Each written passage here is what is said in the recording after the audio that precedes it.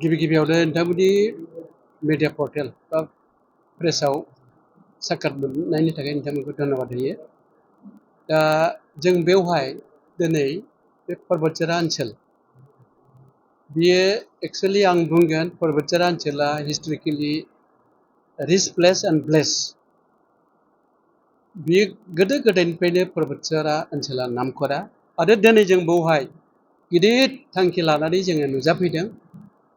मानो होननानै बुङोबा दिनैनि बे 19 आगष्ट बे 19 आगष्टआ जोंनि बे पर्बतझारा ओनसोलाव मोनब्रै जोंनि आन्चलिक कमिटि अल बर' एक्स भलन्टियार फर्स अर्गेनाइजेसननि दिनै जोंहा बडि रिसाफल बडि फर्मेशन आरो अथ टेकिं सेरेमनि दंमोन। दा बेवहाय जोङो बे मेलाव जोंनि भलन्टियार फर्सनि जेरैखि थांखि बिथांखिफोर दङ जों बेखौ थुलमुलैनो रायजोफोरजों शेयार खालामबाय। आरो बेवहाय जों प्रेस मिट होनायनि आसल थांखियानो जाबाय जोङो भलन्टियार फर्सफोरा जोङो थांनाय बड'फानि जेरैखि फादार अफ बड'फानि जेरैखि थांखि जेरैखि सिमां आलादा बड' रायजो दानायनि सिमां आरो बिनि सोमावसारखौ लांफानायाव जुजिनायाव जोंनि बे भलन्टियार फर्सफोरा बादि बिहोमा दंमोन।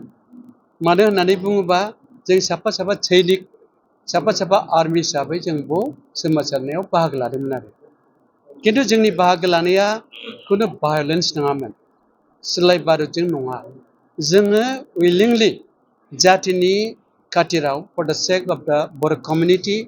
जोङो उफाय गैयैयाव बे आन्दलनाव बे सोमावसारनायाव बाहागो लादोंमोन। आरो बे आन्दलनखौ ओरैनो फ्रि बानायनाय नङा, बियो फैयो, बे समजों बोथोरजों फैयो। आरो बे फैनाय हिसाबै जोङो बड'फानि सिमां बे बड'लेण्ड रायजो सोरजिनायनि सोमावसारनायाव जोङो गावनि गोसोजों जों बाहागो लादोंमोन आरो। दा खिन्थु जों नुबाय सोमावसारनायनि उनावबो बर'फ्रा दासिमबो जोङो जोंनि आलादा रायजो बड'लेण्डखौ जों मोननो हायाखै। नाथाय जोंहा गोबां माने सुजुग सुबिदाखौ जों मोननो हादों बे सोमावसारनायनि गेजेरजोंनो। बिनि गिबियावनो जाहैबाय जोङो एग्रिमेन्ट हिसाबै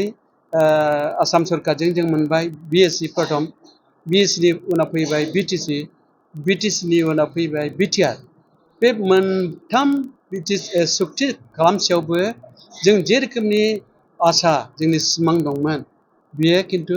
जों जाफुंनायखौ नुवाखै आरो जायनि फलाव जोङो डिसकन्टेन्टेड। जोङो बड'लेण्ड मोनागौ मानि जों जिराया, जों फासया, जों दोरोदा। जोङो बे डिसकन्टेन्टेड जोङो जोंहा बहाय गोजोननाय गैया। आरो खिन्थु बेखौ बुंनानै जोङो सोरबा पलिटिकेल पार्टिया रुलिंआव दं, बिथाङा पलिटिकेल एडमिनिस्ट्रेसनाव जे रुल खालामलांदों सालायलांदों जोंहाबो बुंनांगौ गैया। बिथांमोना गावसिनि डेभेलपमेन्टनि खामानियाव मावलांबाय थागोन। खिन्थु खोथाया जाहैबाय जोंहादि गुबैयैनो आलादा रायजो दाबि खालामनायनि जोंहा अधिकार आरो जोंहा सिमां दंमोन आरो जोंहा एजेन्डा दंमोन। बे एजेन्डायाव बिथांमोना जोंखौ इन्टारप्रेट खालामा, बे रुलिंआनो जा बा अप'जिसनानो जा। आरो अप'जिसन रुलिं पार्टि आरो गासैखौबो जोंनो नांगौ। आरो बिनि थाखायनो जों दिनै बे मेलनि गेजेरजों दिनै बे पर्बतझारा ओनसोलाव आरोबाव खेबसे जोङो भलन्टियार फर्सफोरा गावनि आथिङाव गसंनानै साफ्रोमखौबो जों खौसेयाव लाबोनानै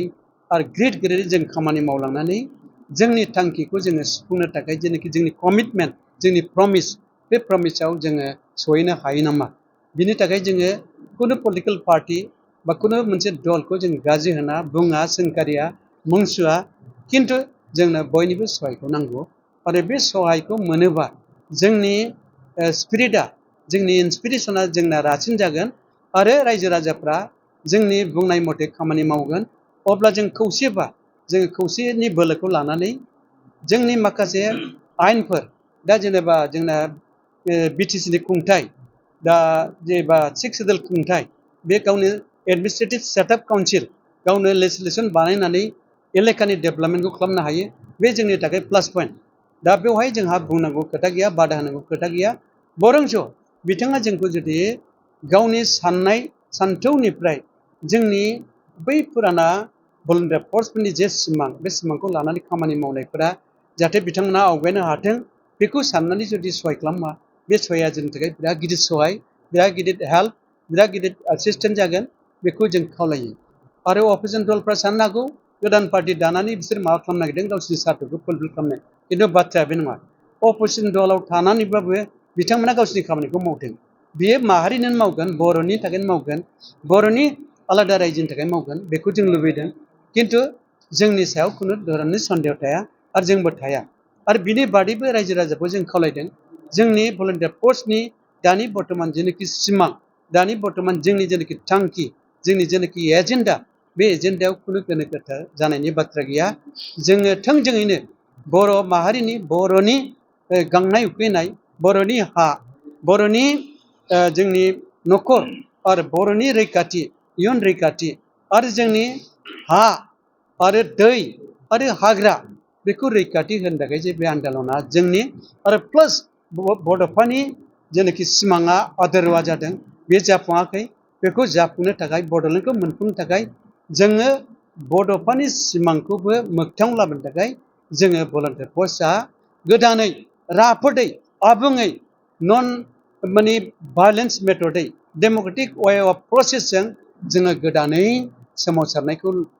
लांफिननो नागिरदों बे सोमावसारनायाव जों बयबो रायजो राजा बे रुलिं पार्टियानो जा अफिसारानो जा बिभिन्न स्कलार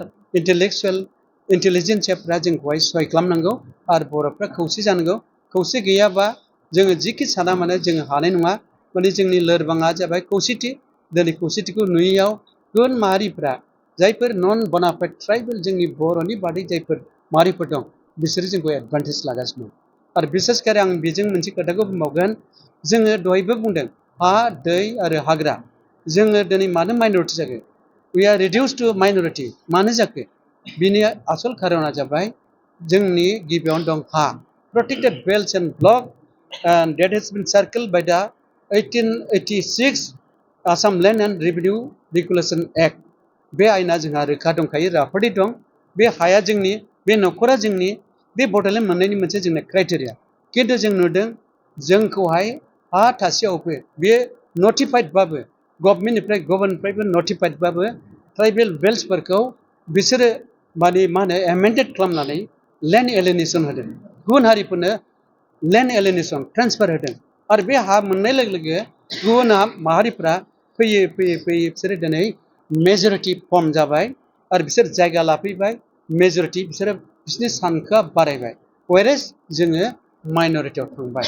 गतिके जोङो बेखौ नुसेयावबो खौसेथियै जों गसङाबा खौसेथियै जों जुजियाबा खौसेयै जोङो बड'लेण्डखौ नाजायाबा जोङो बे दुरबलथाखौ दोनबाय थायोबा जोंनि थांखियाव जोङो सहैगोना बिराद गोब्राब बिनि थाखायनो जों बुंदों जोङो सरकारखौ बुंगोन जोंहा गासिबो क्राइटेरिया दं बड'लेण्ड मोननायनि मानोना जोंहा लेंगुइस्टिक पेटार्नावबो मोननो हायो कालचारेल पेटार्नाव मोननो हायो जोङो बिनिफ्राय protection of language and self determination बिनिफ्राय जोंहा जाहैबाय स्टेट रिअर्गेनाइजेसन एक्ट दङ जोंहा दानि 6 शेड्युलआबो जोंहा राफोदखासै आरो जोंहा एसियान नेसन बड' नेसन जोंहा बड'लेण्ड इउनिभारसिटि जाबाय 8 शेड्युलाव जोंनि लेंगुवेजआ सिकिउरिटि जाबाय जोंना मोनफ्रोमबो बड'लेण्डआदि जागोन बे क्राइटेरिया दङ खिन्थु बिथांमोना जोंनिफ्राय गोबां मेलेमनि मानसि हिसाबै जोंखौ आलादा आइसोलेटेड खालामनानै ट्राइबेलखौ बोखावनानै आइसोलेटेड खालामनानै बिसोरो जोंखौहाय लोरबां खालामगासिनो दं आरो जोंनि दुरबलथाखौ बिसोरो एडभान्टेज खालामनानै बे रोखोमनि लेन्ड एलिनेसन होनानै नन ट्राइबेल नन बनाफाइडफोरखौ मेजरिटि खालामनानै जोंनि जेनाखि रिकुवारमेन्टस जोंनि जायखि बे अबजेक्टिभ बे अबजेक्टिभआव सहैनो हायै मोनसे बेरियार्स बादा रेस्ट्रिक्टखौ खालामना होदों बे आसाम सरकारानो बेनि थाखाय जों आसाम सरकारखौ जोंहा खावलायनांगौ दं लेन्ड एलिनेसना नन ट्राइबेलफोरनो बे बन्द जानांगौ आरो जोंनि थामोनथा जाय थाखानाय प्रोटेक्टेड बेल्ट्स एन्ड ब्लकआ बियो सिकिउर जानांगौ आरो खुनु लेन्ड एलिनेसना नन बनाफाइड ट्राइबेलफोरनो जानो मोना आरो जुदि दङबा बियो जोंनि एज पार दा प्रभिजन अफ दा ल माने नटिफाइड जायफोर जोंना बेल्ट्स एन्ड ब्लकफोर दङ बा ल दङ बे ल'नि दारै